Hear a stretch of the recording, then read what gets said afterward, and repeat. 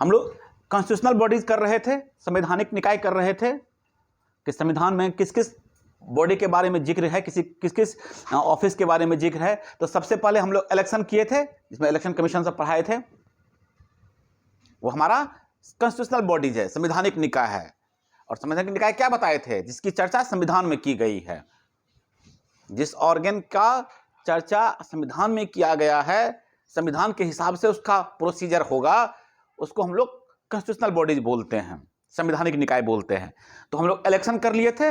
अब इससे जुड़ा हुआ एक और है हमारा पब्लिक सर्विस कमीशन, लोक सेवा आयोग।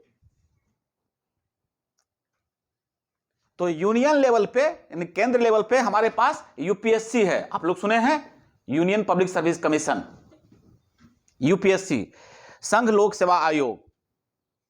और उसी तरीके से हर एक स्टेट में स्टेट पब्लिक सर्विस कमीशन, राज्य लोक सेवा आयोग, जिसको हम लोग बिहार में बीपीएससी बोलते हैं, उत्तर प्रदेश में यूपीपीसीएस बोलते हैं, पब्लिक सिविल सर्विस। हर एक स्टेट का अपना इस तरीके से क्या है, लोक सेवा आयोग है, जिसका मुख्य काम क्या होता है, जनरली जो आप लोग जानते हैं, इसका मुख्य काम होता है ग्रुप ए और ग्रुप बी के लिए वैकेंसी जो है वो क्या करता है, निकालता है, फिर एग्जाम लेती है, फिर अपॉइंटमेंट वो अपॉइंट करता है। जिस डिपार्टमेंट में सुने हैं ना, आईएएस का एग्जाम, आईपीएस का एग्जाम कौन कंडक्ट करवाती है? यूपीएससी कंडक्ट करवाती है। उसी तरह से फिर हर एक स्टेट में जुडिशरी निकलता है, लोअर जुडिशरी निकलता है, कौन कंडक्ट करवाता है? तो स्टेट करवाती है, स्टेट पीसीएस करवाती है। ठीक है। तो जनरली ग्रुप ए और ग्रुप बी सर्विस के लिए, ग्रुप ए और ग्रुप बी सर्विस के लिए जो है ये पीसीएस जो है काम करती है। तो अब देखिएगा ये कहां पे आप लोगों का है, पार्ट 14, 14वें भाग में, और आर्टिकल जो है 315 से लेकर 323 तक, आर्टिकल 315 टू 323, 315 से लेकर 323 तक निकाल लीजिए आप लोग। आर्टिकल 315 से लेकर 323,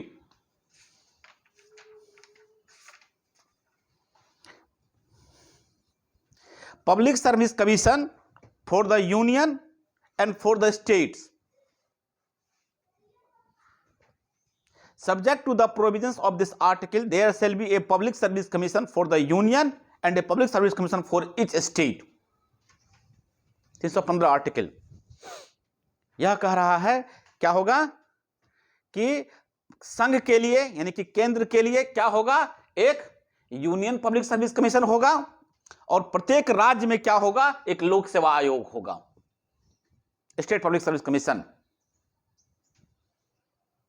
सब निकाल लिया आर्टिकल 315।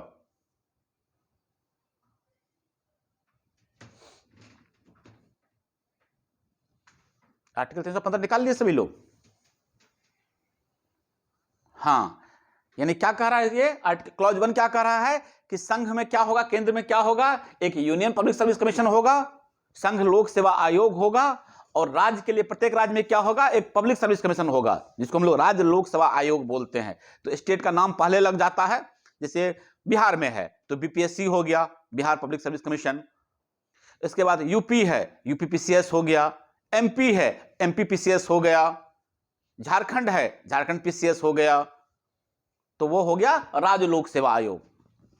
क्लॉज 2 में देखिएगा, 2 or more states may agree that there shall be one public service commission for that group of state, and if a resolution of that effect is passed by the houses, or where there are 2 houses, by each house of the legislature of each of these state, parliament may by law provide for the appointment of joint state public service commission referred in this chapter, a joint commission to serve the needs of those state। अगर 2 राज्य इस बात के लिए सहमत हो, अगर 2 राज्य चाहे कि हम दोनों राज्यों के लिए एक ही पब्लिक सर्विस कमीशन हो, ठीक है ना, तो ऐसा भी हो सकता है, 2 राज्यों के लिए एक ही पब्लिक सर्विस कमीशन होगा, अगर वो दोनों राज्य अपने लेजिस्लेशन में, अपने विधानसभा या विधानमंडल में, जो अगर 2 सदन है तो विधानमंडल भी होगा, ठीक है ना, सॉरी विधान परिषद भी होगा, तो अपने लेजिस्लेचर असेंबली में क्या करे वह, और अपने लेजिस्लेटिव काउंसिल में क्या करे वह, इसको पास, इस रेजोल्यूशन को पास करवा ले और पार्लियामेंट इसके लिए लॉ बना दे, तो 2 राज्यों के लिए क्या होगा, एक ही पब्लिक सर्विस कमीशन हो सकता है। इसमें कोई दिक्कत वाली बात नहीं है। क्लियर? बोलिएगा। ठीक है।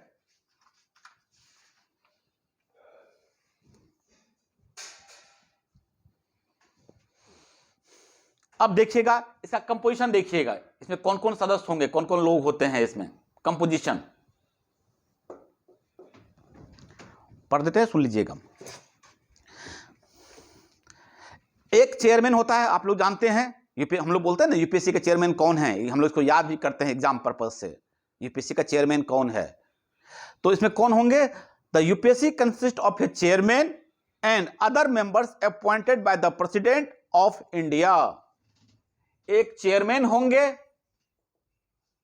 और जितने लोग लगेंगे, जितने लोग राष्ट्रपति को फिट लगेंगे, राष्ट्रपति क्या करेंगे, उतने मेंबर्स को नियुक्त करेंगे। यानी कि इसके चेयरमैन और इसके सदस्यों की नियुक्ति जो होगी वह प्रेसिडेंट साहब करेंगे। तो एक चेयरमैन तो होंगे ही होंगे, साथ में और कुछ सदस्य हो सकते हैं। क्लियर? इसका कोई वो नहीं दिया गया है कि कितने मेंबर होंगे, वो टाइम टू टाइम वैरी कर सकता है।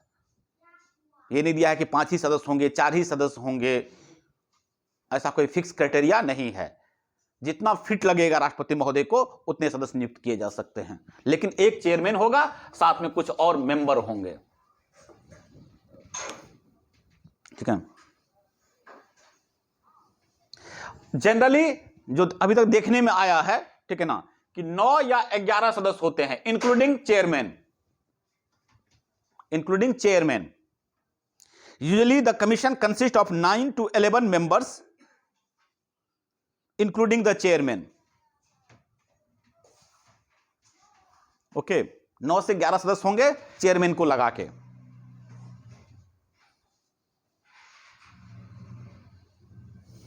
अब देखिएगा कुछ कुछ आप लोग अंडरलाइन वो राइट डाउन करते चलिएगा, ठीक है ना।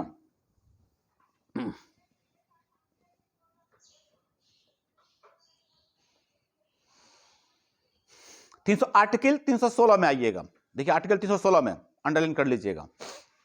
The chairman and other member of a public service commission shall be appointed and other members of a public service commission shall be appointed in the case of union commission or a joint commission by the president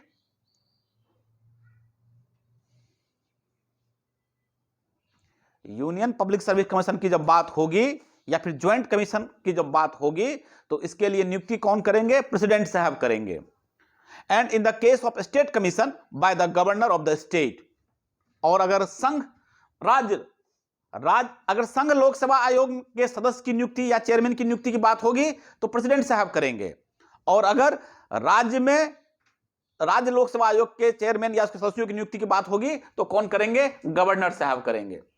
उस राज्य का जो governor होगा वह करेगा। Clear? बोलिएगा यहां पे कोई दिक्कत? Article 316 clause 1।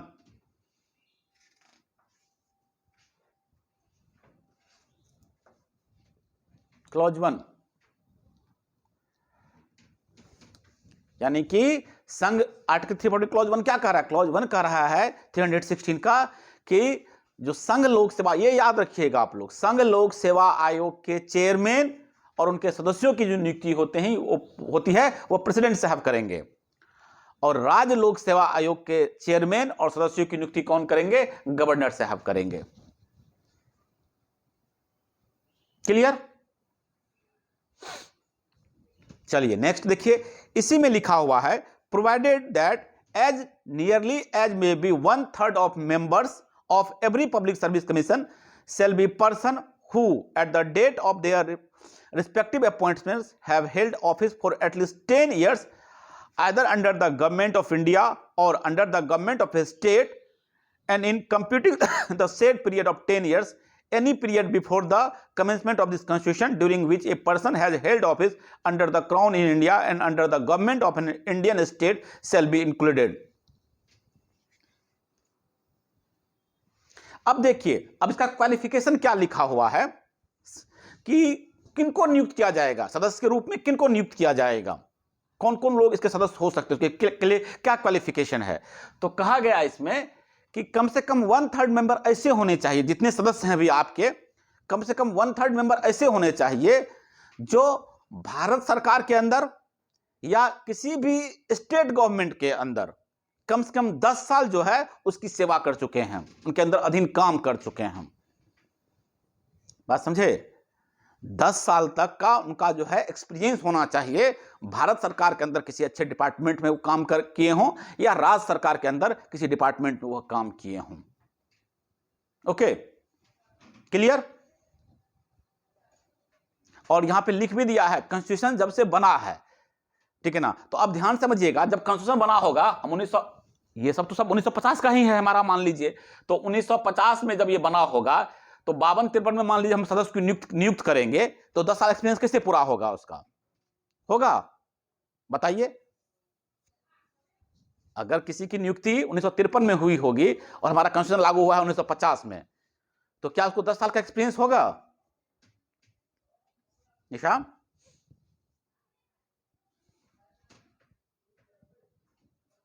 शुमान, देखिए उसके लिए भी लिख दिया है, क्या लिखा हुआ है कि ब्रिटिश गवर्नमेंट, वहां लिखा, देखिए लिखा हुआ है, before the commencement of the constitution during which the person has held office under the crown of India, crown in India, है ना लिखा हुआ। तो जब हम अंग्रेज के अधीन होंगे तो वहां तो सरकार थी ही उस वक्त, बिना अंग्रेज की सरकार, तो या तो उसके अंदर काम किया हो, ओके, समझे? जिस किसी व्यक्ति ने भारत में क्राउन के अधीन यानी कि इंग्लैंड गवर्नमेंट के अंदर भी काम किया हुआ है, ठीक है, बहुत सारे लोग इंडियन थे जो कि ब्रिटिश गवर्नमेंट में काम करते थे, तो अगर उसके अंदर भी काम किया है तो उस तरह का जो है एक्सपीरियंस लोग चाहिए जो 10 ईयर्स कम से कम काम किए हों। चलिए नेक्स्ट आ जाइए, इसमें द चेयरमैन, अब देखिए इसका टेन्योर देख लीजिएगा कितने साल का होगा। The chairman and members of the commission hold office for a term of 6 years or until they attain the age of 65 years. इनका जो कार्यकाल होगा वह 6 साल का होगा, 6 साल तक अपने पद पे रहेंगे, 6 ईयर,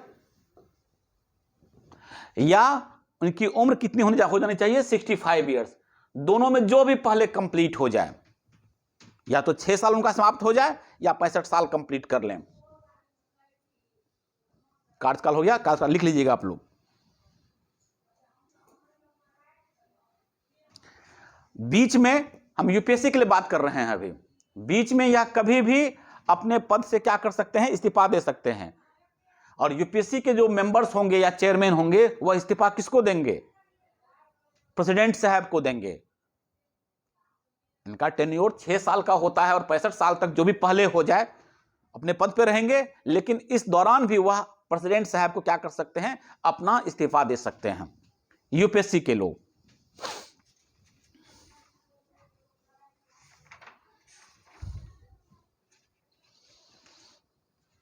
और अब आइएगा स्टेट वाले में, आइएगा स्टेट वाले में लिख लीजिएगा आप लोग, राज्य लोक सेवा आयोग के लिए इसका जो कार्यकाल होगा 6 साल होगा और 62 year, 62 years.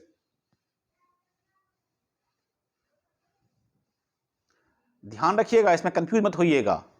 State public service commission के जो मेंबर होगा उसका कार्यकाल 62 साल ही होगा। जैसे हाईकोर्ट के जज का है, उनका भी 62 साल ही है ना, हाईकोर्ट के जज का कितना साल टेन्योर है, 62 ईयर्स, और सुप्रीम कोर्ट के जज का 65 ईयर्स। तो ये याद रखिएगा। उसी तरीके से यूपीएससी के मेंबर्स का जो होगा उम्र सीमा वो 65 होगा, और स्टेट पीसीएस का जो मतलब उम्र सीमा होगा सदस्यों का वह 62 या 62 साल होगा, ठीक है ना। और ये अपना रेजिग्नेशन गवर्नर को देंगे, अगर बीच में इनको रिजाइन करना होगा तो ये गवर्नर को देंगे, उस राज्य के गवर्नर को देंगे, प्रेसिडेंट को। यूपीएससी वाले को की नियुक्ति भी प्रेसिडेंट साहब करेंगे और वह अपना त्यागपत्र भी राष्ट्रपति को ही देंगे, प्रेसिडेंट को ही देंगे। राज्य लोक सेवा आयोग के सदस्य की नियुक्ति गवर्नर साहब करेंगे और उनका त्यागपत्र भी गवर्नर साहब ही लेंगे, गवर्नर साहब को ही एड्रेस करके दिया जाएगा। हाँ, उम्र में फर्क है, बाकी साल में कोई फर्क नहीं, वहां भी 6 वर्ष है, यहां भी 6 वर्ष है, लेकिन उनका उम्र है वहां पे यूपीएससी में 65 और स्टेट पीसीएस में 62। क्लियर?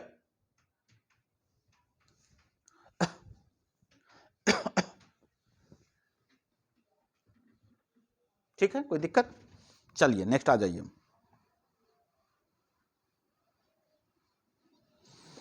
उसके बाद इसमें भी नियम है दोनों जगह कि एक्टिंग चेयरमैन जो है, अगर चेयरमैन का सीट वैकेंट है, अगर राष्ट्रपति महोदय देखेंगे कि भी चेयरमैन का सीट किसी भी कारण से खाली है, तो एक्टिंग चेयरमैन की नियुक्ति यूपीएससी में कौन कर सकते हैं?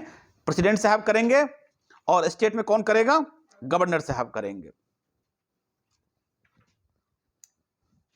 ठीक है, तो ये सब याद रखना है आप लोगों को बस। ठीक है,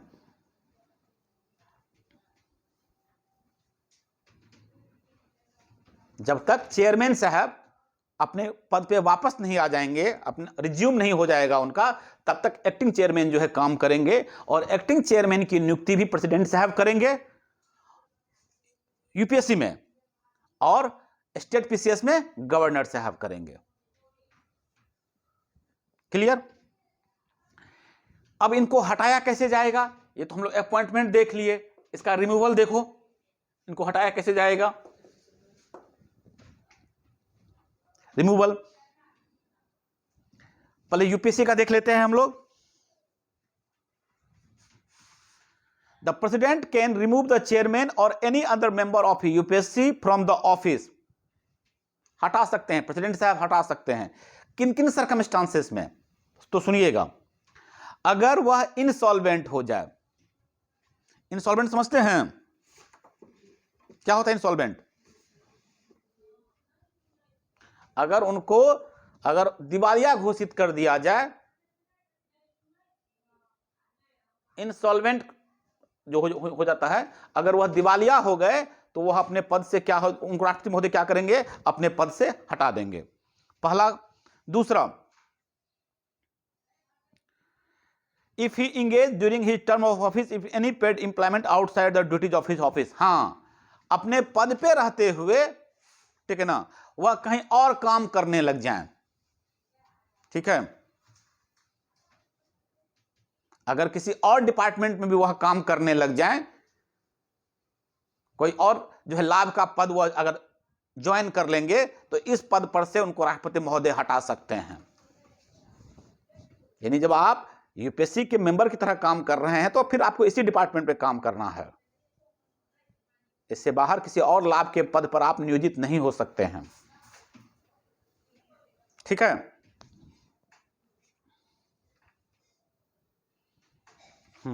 इसके बाद आप अगर मानसिक या शारीरिक रूप से असक्षम हो गए हैं और राष्ट्रपति महोदय को लगेगा कि आप अपना ड्यूटी, अपना फंक्शन करने में असक्षम हो गए हैं, तो राष्ट्रपति महोदय आपको अपने पद से क्या कर सकते हैं? हटा सकते हैं। क्लियर?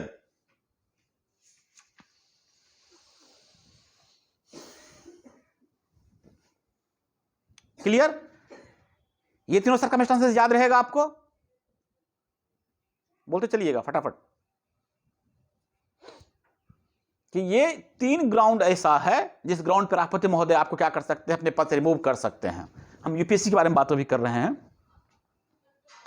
अब सेम आ जाइए, एक और कंडीशन है, उस कंडीशन में थोड़ा सा क्या है इशू, अगर आपको कदाचार के कारण हटाया जा रहा है, ठीक है, अगर आपको कदाचार के इशू पर हटाया गया है, कदाचार के ग्राउंड पर हटाया जा रहा है, तो इसकी जांच के लिए आपको क्या होना होता है? मामला उच्चतम न्यायालय को भेजना होता है।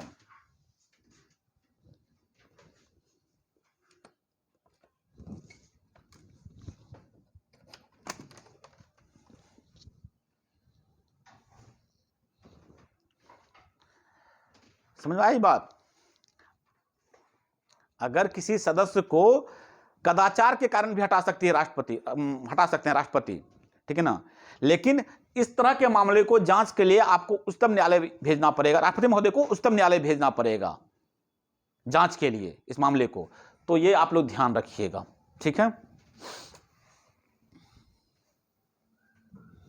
और अगर सुप्रीम कोर्ट जो है अगर उसको सही ठहराया कि ठीक है, नहीं ये वाकई ये कदाचार में लिप्त थे, तो फिर राष्ट्रपति महोदय क्या करेंगे, उनको उनके पद से हटा देंगे।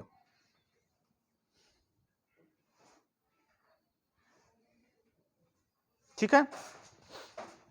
और अगर उच्चतम न्यायालय ने कह दिया कि कदाचार में लिप्त है और इनको हटा दिया जाए पद से, तो फिर राष्ट्रपति इस सलाह को मानने के लिए बाध्य है। यह भी याद रखिएगा, यह बाध्यकारी है। उच्चतम न्यायालय के इस सलाह को मानने के लिए राष्ट्रपति महोदय बाध्य हैं। चलिए, और हो गया,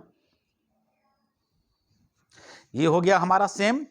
अब आइए सेम चीजें अब राज्य लोकसभा आयोग के लिए देख लीजिए। इनको कौन हटा सकता है? नहीं, यहां पे यही चीज टेक्निकल है, आप लोगों को याद रखना है।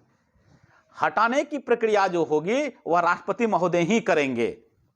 राज्य लोक सेवा आयोग के सदस्यों को हटाने का जो कवायद है, हटाने का जो मामला है, वह राष्ट्रपति महोदय के पास ही है। हां, भले ही नियुक्ति राज्यपाल करते हैं, लेकिन इसको जब भी हटाया जाएगा वह राष्ट्रपति के द्वारा ही हटाया जाएगा।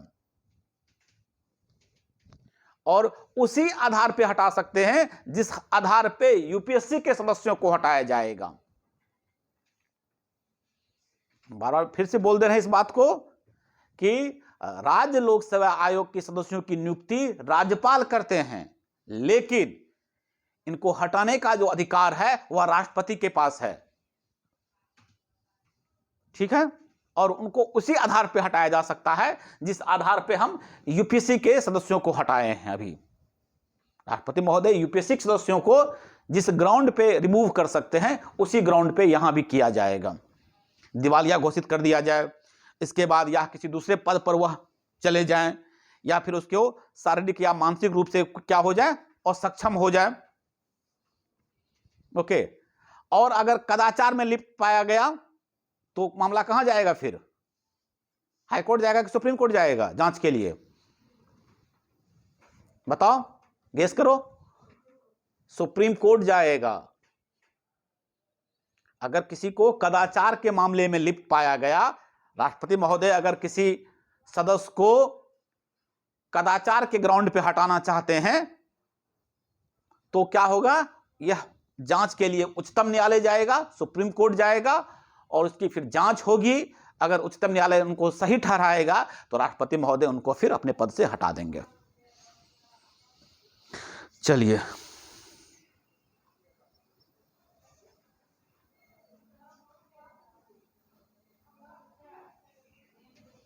ठीक है, कोई दिक्कत नहीं इसमें है। यहां तो हो गया, देख लिए ये टॉपिक हम लोग, रिमूवल भी देख लिए। अब आइए नेक्स्ट,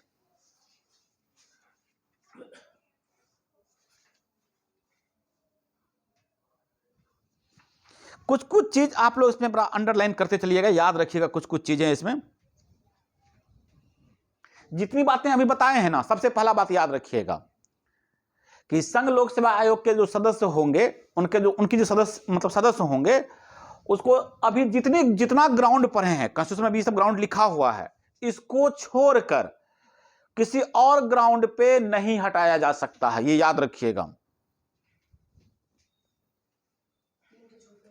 हाँ, वो 3 चीजें जो ऊपर बोले हैं और कदाचार, ये 4 चीजें बोले हैं ना, 4 मामले को छोड़कर किसी और कारण से, ये लिखा हुआ है आपको, ये इसका इंडिपेंडेंसी है, इसका पावर है कि एक बार जो आदमी यूपीएससी में चला गया, यूपीएससी का सदस्य बन गया या चेयरमैन बन गए, इनको ये ग्राउंड छोड़कर किसी और कारण से आप उनको अपने पद से नहीं हटा सकते हैं। कदाचार डिफाइन किया हुआ है, ठीक है ना।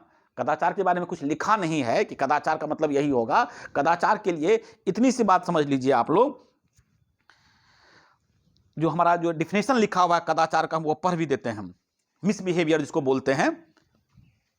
The term misbehaviour in this contest the constitution states that the chairman or any other members of the UPSC is deemed to be guilty of misbehavior if he is concerned or interested in any contract or agreement made by the government of India or the government of the state.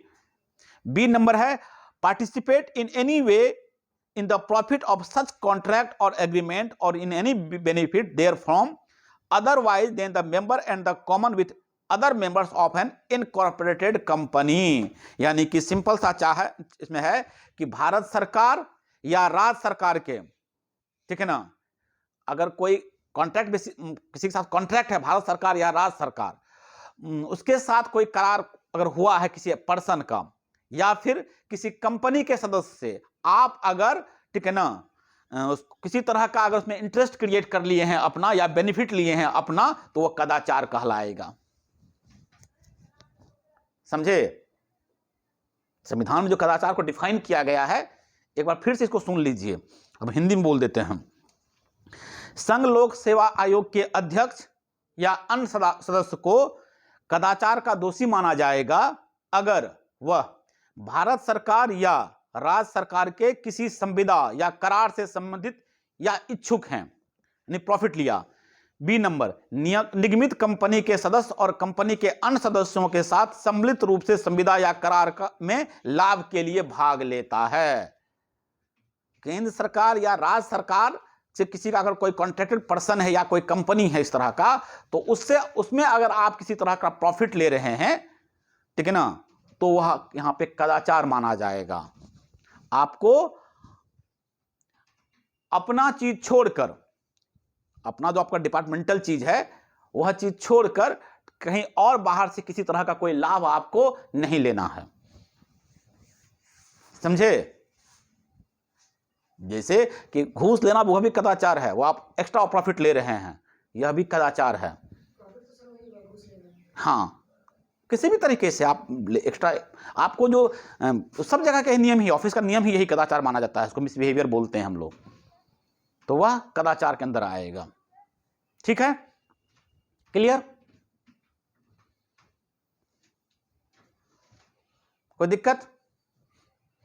तशीन, मौसमी, सुमन, मारिया, निशा, Anjali, clear?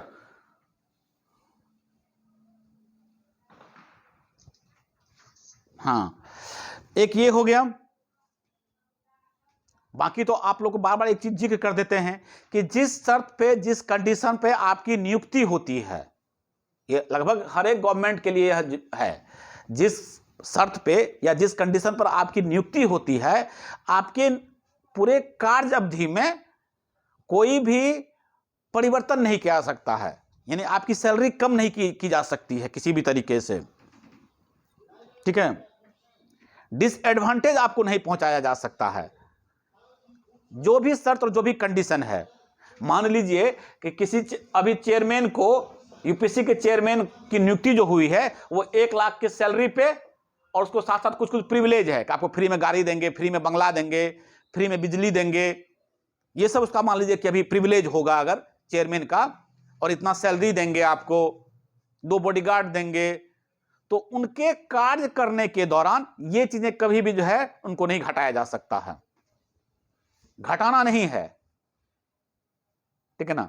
अगर यह नया bill pass भी कर, नया scheme ले भी आते हैं, तो वो आगे के लिए फिर जो होगा, आगे जो फिर चेयरमैन बनेंगे उन पर अप्लाई होगा, इन पर अप्लाई नहीं होगा। जो चीज आप लोगों को प्रेसिडेंट के बारे में बताए थे, उसके बाद उपराष्ट्रपति के बारे में बताए थे, वहां भी यही नियम है, यहां भी वही नियम है। ठीक है ना? जैसे कि अभी भी सब गवर्नमेंट ऑफिस का नियम है जनरली, जैसे कि अभी पेंशन स्कीम नहीं है पेंशन स्कीम, लेकिन पहले के लोगों को पेंशन स्कीम था ना, कि जो भी गवर्नमेंट एम्प्लॉय रहेंगे रिटायरमेंट के बाद उनको पेंशन मिलेगा। अब नहीं मिलता है पेंशन, किसी भी से अब पेंशन है ही नहीं, केवल अभी फौज को छोड़कर, रक्षा सेवा में छोड़कर, बाकी और किसी डिपार्टमेंट में, भारत सरकार में तो बहुत कम भी, मतलब कम ही डिपार्टमेंट ऐसा था जहां पेंशन था। अब स्टेट गवर्नमेंट भी पेंशन को हटा दिया है। तो लेकिन जो पहले स्कीम पे जॉब कर रहा होगा उसका पेंशन आप नहीं रोक सकते हैं, समझे। हाँ, अगर अभी पेंशन देने की बात होगी तो हो सकता है कि सरकार यह घोषणा कर दे कि ठीक है फिर से पेंशन स्कीम लागू कर रहे हैं और यह पहले से ही लागू हो जाएगा, जो पहले ज्वाइन कर चुके हैं, तो आप बेनिफिट दे सकते हैं लेकिन रिड्यूस नहीं कर सकते हैं और लाभकारी परिवर्तन नहीं कर सकते हैं। हाँ, लाभकारी परिवर्तन कर सकते हैं, ये याद रखिएगा, ठीक है। चलिए नेक्स्ट आ जाइए। इसको जो पेंशन वगैरह से मिलता है यूपीएससी के चेयरमैन और मेंबर्स को, इसको जो वेतन दिया जाता है और पेंशन दिया जाता है वो याद रखिएगा आप लोग, इसको हम लोग बोलते हैं कंसोलिडेटेड फंड ऑफ इंडिया। ये सब लिख लीजिए, भारत की संचित निधि। इनको जो सैलरी मिलता है, पेंशन मिलता है या जो भी इनको भत्ता मिलता है, जो भी मिलता है, यह भारत का जो है संचित निधि, कंसोलिडेटेड फंड ऑफ इंडिया।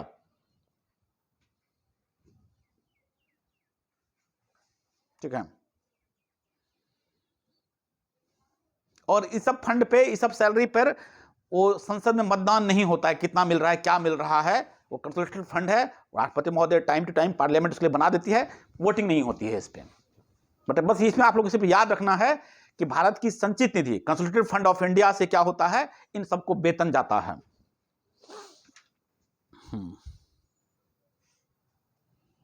और स्टेट पीसीएस को कहां से मिलता है पेंशन या पैसा, सैलरी, भत्ता कहां से मिलता है?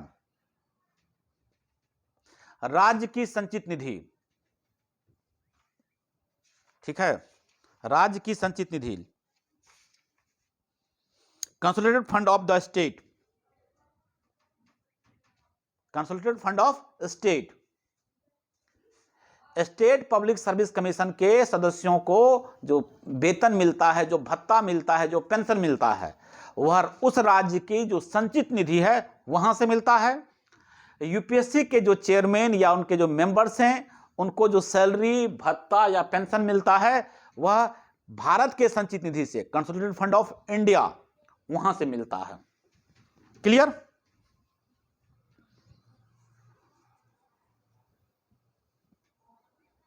एक और चीज ध्यान रखिएगा, बड़ा अच्छा चीज है। अगर कोई चेयरमैन है, यूपीएससी का जो चेयरमैन होगा वह भारत सरकार या राज्य के किसी भी सरकार के अधीन, ठीक है ना, फिर नौकरी नहीं करेगा। यह भी याद रखिएगा आप लोग।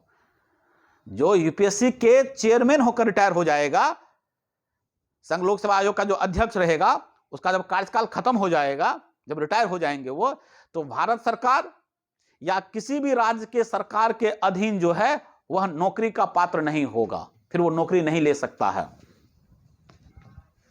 क्लियर? ये यूपीएससी के बारे में, चेयरमैन के बारे में बात कर रहे हैं। अच्छा, अगर सदस्य है तो ये तो चेयरमैन हो गया। अगर यूपीएससी का सदस्य है, ठीक है ना, तो वह फिर ध्यान सुनिएगा, यूपीएससी का चेयरमैन हो सकता है फिर वो, या फिर स्टेट पीसीएस का चेयरमैन हो सकता है, बाकी और कोई पद वो धारण नहीं करेगा। बात समझे? हाँ या ना?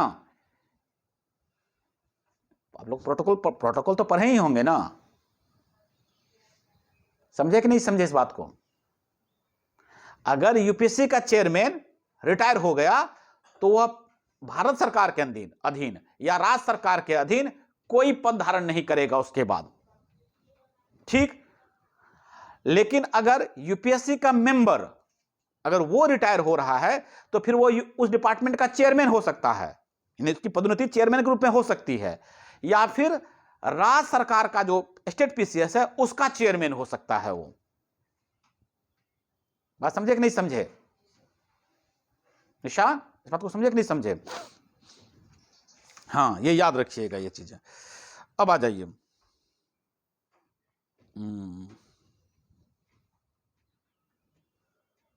अगर अब यही चीज स्टेट पीसीएस में आ जाते हैं, तो यूपीएससी के मेंबर और चेयरमैन हो गया।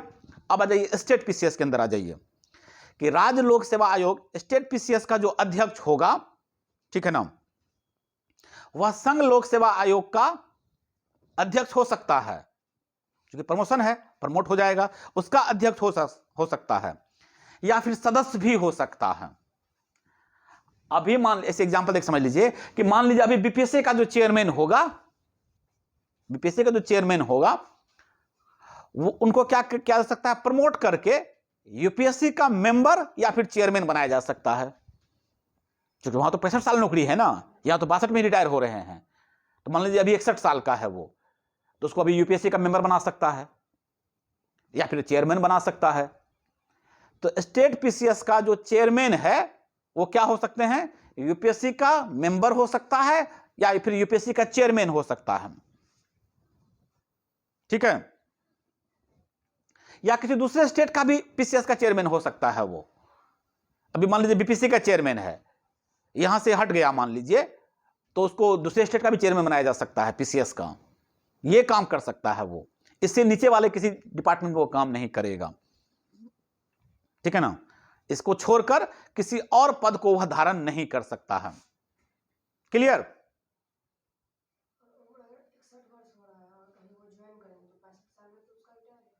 तो रिटायर होकर खत्म कहानी। तो हाँ रहेगा तो 4 साल ही, 65 में आपको रिटायर करना ही है। अगर आप प्रमोट होकर चले गए केंद्र में तो 65 में रिटायर करेंगे, यहां तो 62 में रिटायर करते आप, तो मान लीजिए 61 में आपका ज्वाइनिंग हो गया। यही तो हाईकोर्ट का भी सही यही नियम है ना। आप या तो आप अगर मान लीजिए कोई हाईकोर्ट का भी जज है और 61 साल का है, तो अगर वो हाईकोर्ट में ही रह गया तो अगले साल तो रिटायर कर जाएंगे वो।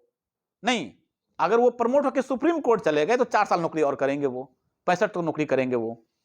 सेम चीज यहां भी वही चीज है, ठीक है।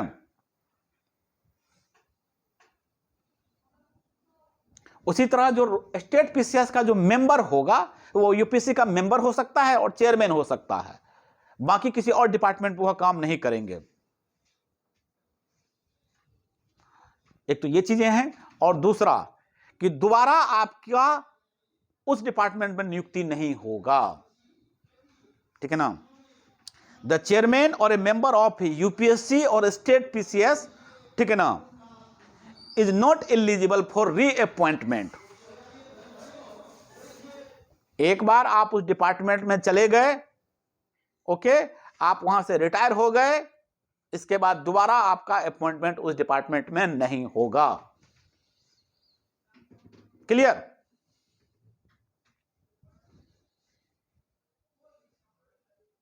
क्लियर है? बोलते चलिएगा।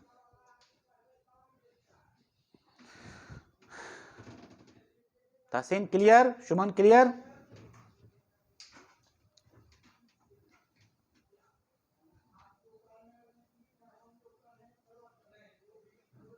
चलिए ठीक है, ये हो गया। नेक्स्ट, अब इसका काम क्या है, चाहे यूपीएससी हो चाहे स्टेट पीसीएस हो, तो आप लोग एक मुख्य काम तो जानते ही हैं, ठीक है ना, कि जितना भी सेवा होता है अखिल भारतीय सेवा, यानी यूपीएससी के अंदर जो भी ग्रुप ए और ग्रुप बी का सर्विस होता है, ठीक है ना, वह उसके लिए क्या करते हैं, नियुक्ति के लिए परीक्षाओं का आयोजन करते हैं।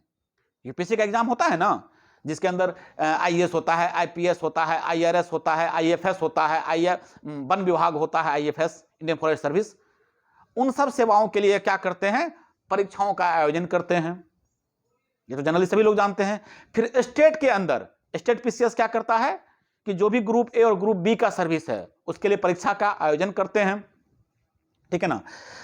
इसी से जुड़ा हुआ और जो भी चीज है, और इसके बाद यह एक ऐसी संस्था है, ठीक है ना, अगर यूपीएससी है मान लीजिए, तो वह राष्ट्रपति को सलाह देने का भी काम करते हैं। अगर राष्ट्रपति चाहें तो उनसे किसी विषय पर सलाह भी मांग सकते हैं।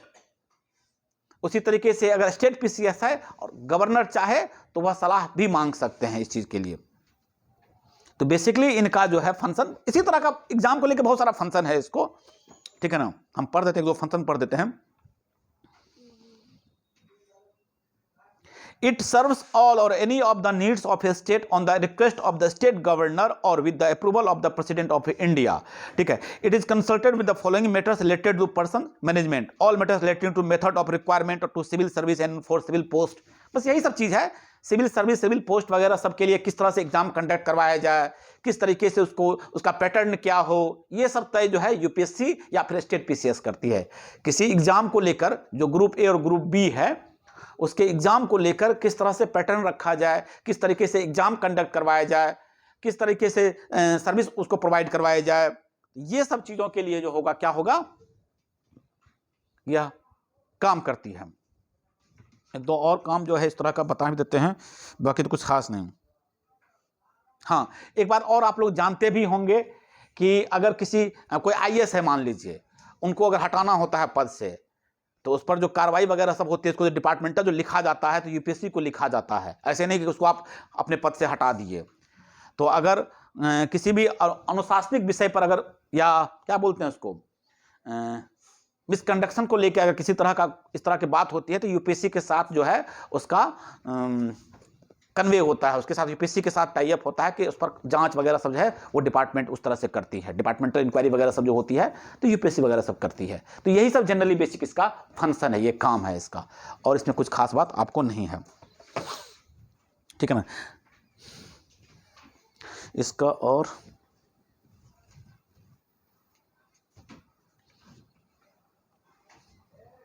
इसको कहते हैं वॉचडॉग ऑफ मेरिट सिस्टम। एक बात याद रखिएगा, यूपीएससी को या स्टेट पीसीएस को जो कहा जाता है, संविधान में कहा गया है, संविधान इससे यह उम्मीद करती है कि यह मेरिट पद्धति का प्रहरी, इसको हिंदी में बोलते हैं हम लोग मेरिट पद्धति का प्रहरी, वॉचडॉग ऑफ मेरिट सिस्टम। हम लोग कैसे बोलते हैं कि यूपीएससी एग्जाम बहुत टफ होता है, बोलते हैं हम लोग ना, यूपीएससी का एग्जाम बहुत टफ होता है,